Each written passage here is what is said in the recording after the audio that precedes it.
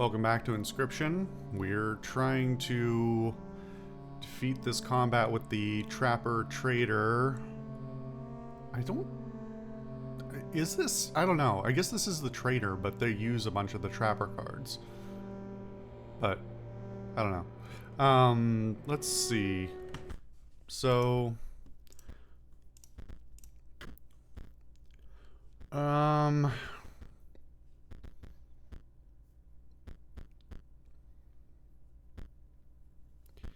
anything that splits its stuff is pretty good. Wait, can I overload the deck? Is that allowed? I don't think it stops you from putting more than 20 cards. I guess you just have to have 20. Interesting. So the downside of running the Necromancer is that so many of these things require me to be bone-oriented.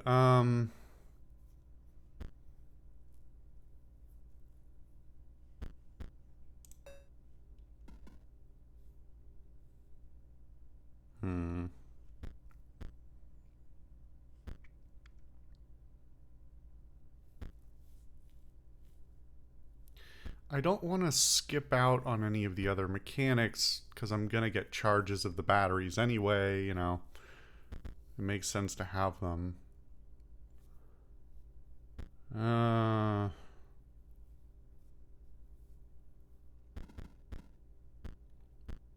Some of these are weird though. I don't know.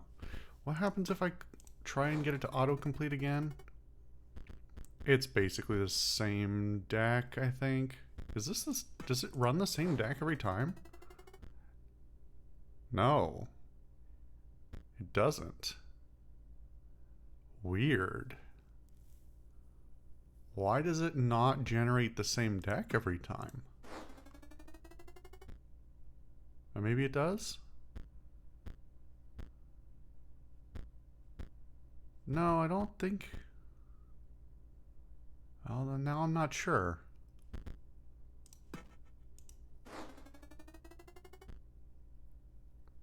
Now it looks pretty consistent.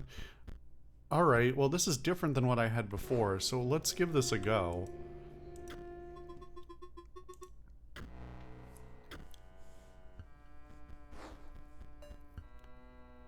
Okay.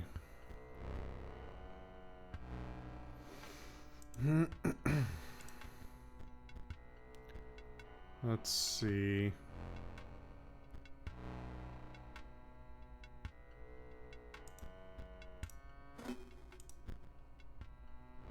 Energy cell. Get started early.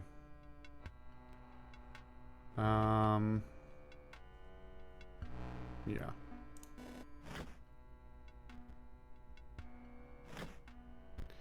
What is interesting is I think this is not going to work against the trap, is it? Because it's still going to trigger the trap to...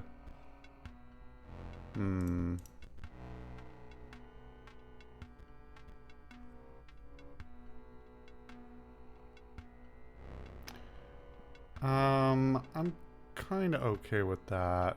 So let's sacrifice this.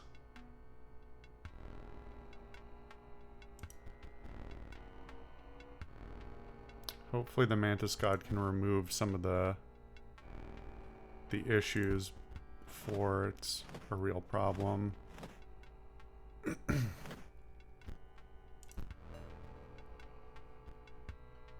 Let me double check this. Move to the space. How do do I have to navigate around the UI to be able to see this? Maybe there's another key for it. Perishes, a creature posing perishes as well. So it should die here, so nothing should be a threat. That also means I shouldn't play the Mantis God. That's fine.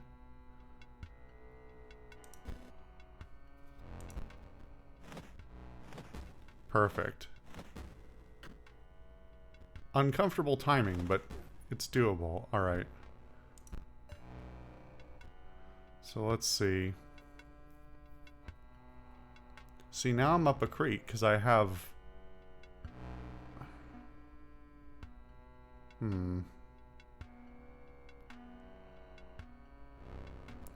I could get rid of the Hrakal, but I don't think it's a good call, but I'm still fighting a losing battle. I could trade it in for the Mantis God and place it here. I think that's the right call. Otherwise, I'm just losing until I pull the right cards. So, this way I'm keeping damage balance a bit more.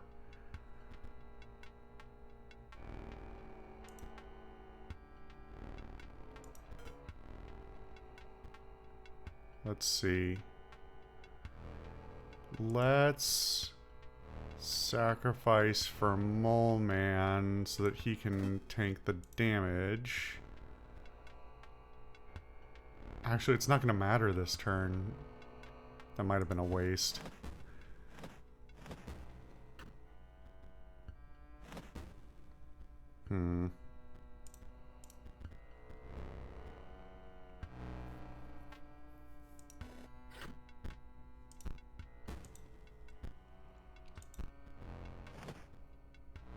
Yeah, now see, I'm on the back foot again, which is uncomfortable. I could trade these two to put the elk in. I don't... Oh, we can do that next turn, though.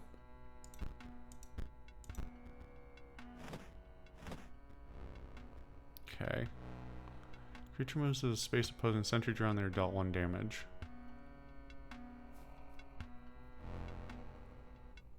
It's just kind of a waste. Because it's not going to do anything, right? I think that means if I place it here, it's not going to fight. It'll eat the damage, though, which I guess is better than nothing. Alternatively, I can sacrifice it for the elk.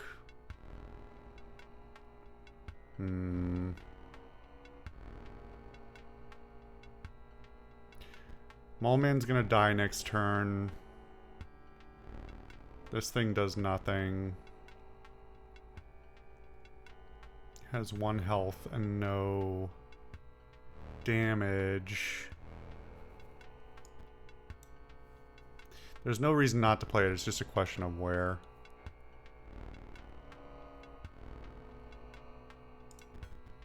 And then which 2 do we sacrifice for the elk? Mole-Man's gonna die, but he prevents a damage. Actually, it would have been smarter to... Well, no, yeah, okay, he would have defended against the Raven. That would have been a smarter call. So I should have put it here. But if I'm going to sacrifice it for the elk... suddenly I wish this was going the other way. Crap.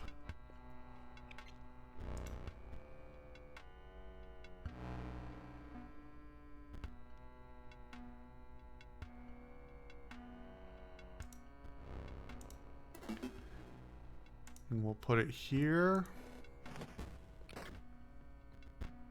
Oh, wait. Did I win there? No, no, no. Okay. Balance is there. Okay.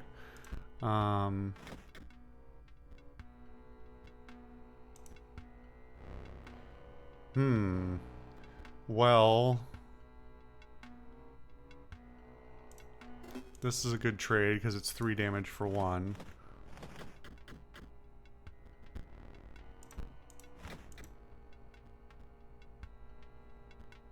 I mean, there's no reason for me to do this, but I can, I guess.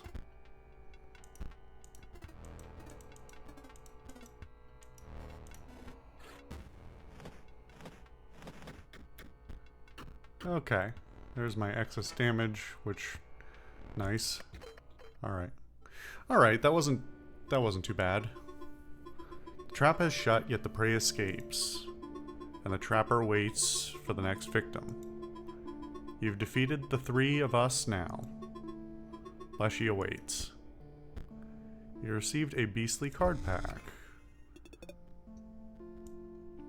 Okay. When the walkers dies, 4 bones are awarded instead of 1. I think we may have gotten one of those already. Broken obol. When the broken obol dies, 4 bones are awarded instead of 1. Okay, so it's this, but it doesn't have an attack value. And it costs 1 less to play. It's suddenly not a great trade, actually, because this is an even trade. It costs 4 to play and you get 4 back, but you get some use out of it. You get some, like, unless you're only throwing this out as a defensive measure, where you're sure it's going to... I don't know, like, this is more likely to only be useful for a single turn and cost 3 to hold that defense. This is likely to be, you know, useful turn after turn if you just don't get anything in that slot, you know? It's not technically a greater value, but the onboard over time value is more likely to become greater. Oh yeah, okay, so he flipped his head. Alright. So it was the trapper.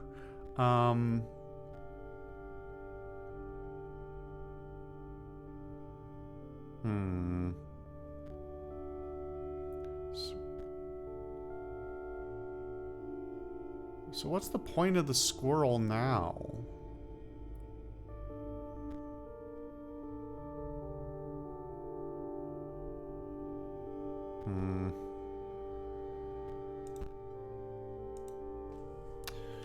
Let me go look outside for a quick second.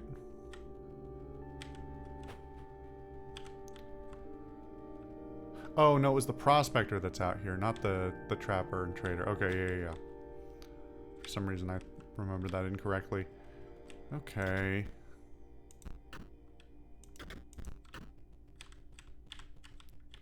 Is there really nothing else here?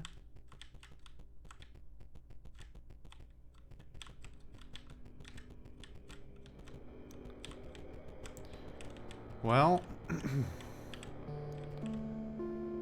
guess time to face against Leshy. Unless,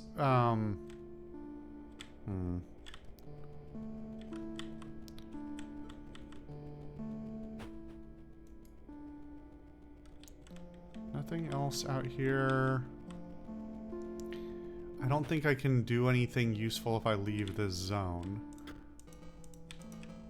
Find fish for Leshy. Alright, let's take a look at our deck then.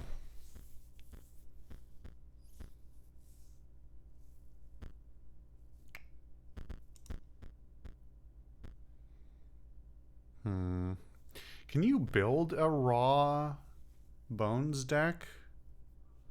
I feel like that's more sustainable than...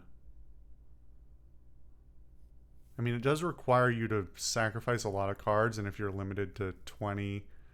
I guess we don't have a good direct comparison to the game prior to this, because we don't really know how many cards we had in deck. It could vary quite significantly. And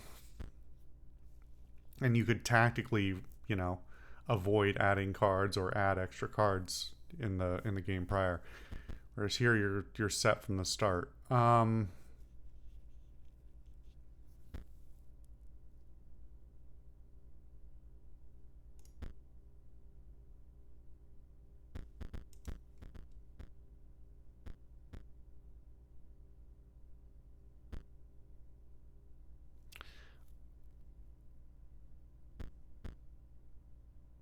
Strike each opposing strike to the left and right. Yeah. Bolt Hound is just the same.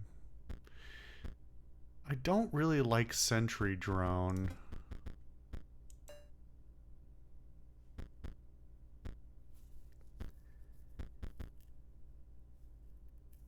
Small man. Bolt Hound costs 6, which is a lot. But the likelihood of me actually needing it in the first however many turns is kind of low. The big threats come late. So I'm tempted to take 2 Bolt Hounds instead.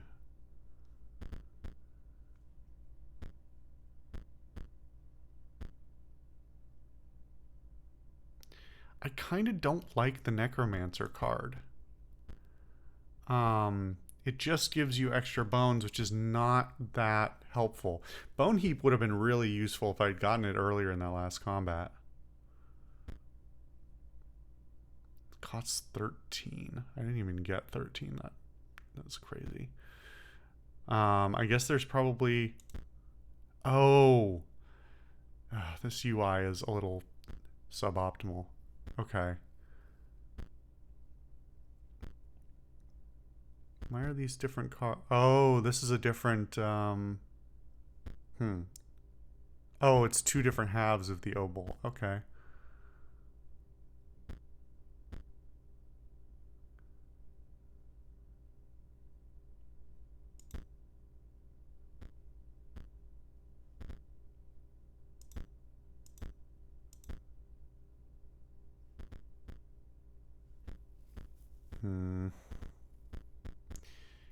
Yeah, without the ability, it's funny. I don't know how universal it is to have that experience in your first, in your the first chunk of the game of, relying on the squirrels, the blood squirrels. I feel like that's a very simple solution to a very obvious problem, and that a lot of people probably do it. But for those who don't, I think it would probably orient your mentality about this differently, because I'm looking at these expensive cards and going, well, now without squirrels, it's even less appealing to play a blood-based deck, because I have to sacrifice, well, two or three things on the board. That's the only way to hold enough blood to play this.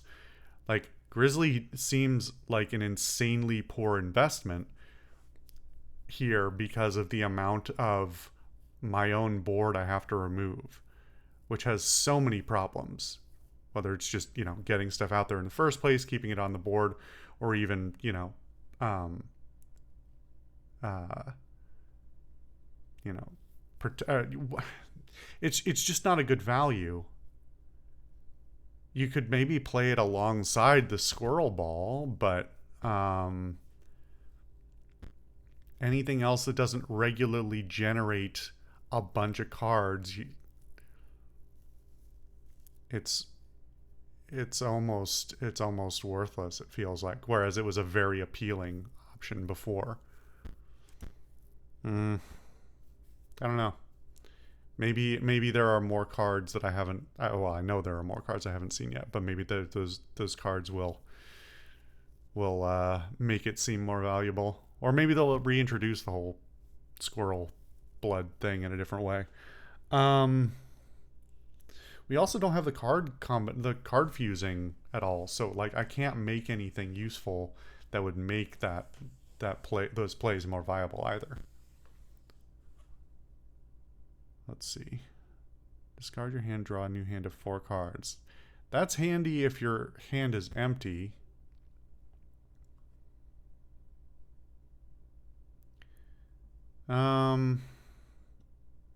We also don't have the same kind of goes for the squirrels, not having the squirrels and not having the bone generation from them either. It's weird. It's a weird thing. I don't know what happens if I lose to Leshy, so I'm a little nervous about it now. What can I put in instead of the elk?